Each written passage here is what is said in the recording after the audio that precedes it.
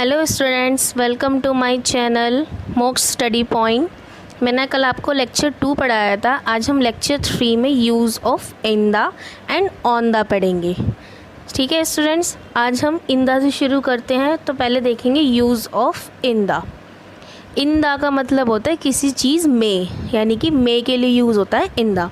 तो in the का use किसी चीज़ में कोई दूसरी चीज़ हो वहाँ लगता है। यह लिविंग और नॉन लिविंग दोनों थिंग्स में यूज़ होता है। ठीक है, लिविंग यानी कि जो इंसान ज़िंदा हो यानी कि लाइव हो, और नॉन लिविंग जिन चीज़ों में जान नहीं होती यानी कि बेजान चीज़ें। ठीक, एग्जाम्पल से इसको समझते हैं। देखिए, पहला है मैं कमरे में हूँ। मैं क्या हूँ? एक इंसान हूँ, लाइव हूँ।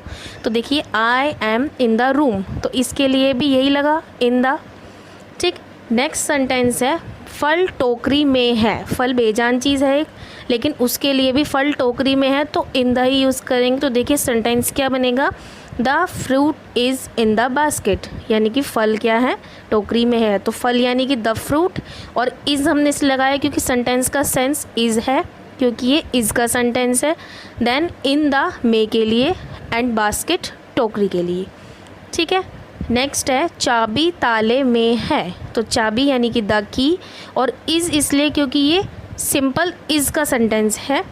उसके बाद में के लिए इन द, एंड ताला लॉक। कपड़े अलमारी में हैं। इस सेंटेंस को पढ़ने से हमें पता चल रहा है कि कपड़े बहुत सारे हैं, तो यानी कि ये आर का सेंटेंस होगा।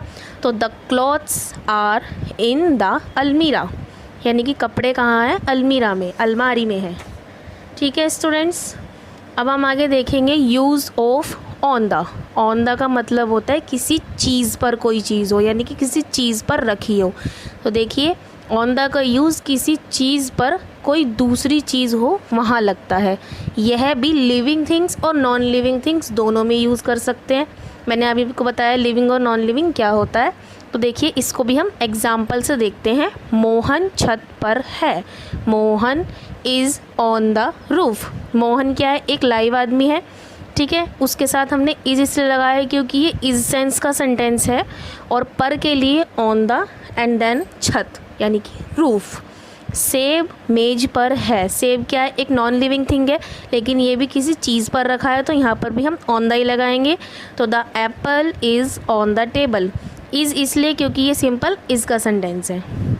ठीक है स्टूडेंट्स, नेक्स्ट देखिए तस्वीर दीवार पर है। तस्वीर को बोलते हैं पिक्चर, तो यानी कि the picture is on the wall. कहाँ पर है? दीवार पर, यानी कि वॉल पर।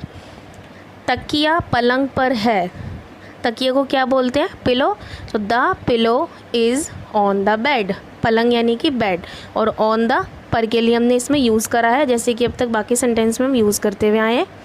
ओके स्टूडेंट्स, अगर आपको ये वीडियो समझ में आया है तो प्लीज़ मेरे वीडियो को लाइक करें, शेयर करें, कमेंट करें, और सब्सक्राइब करना ना भूलें चैनल को।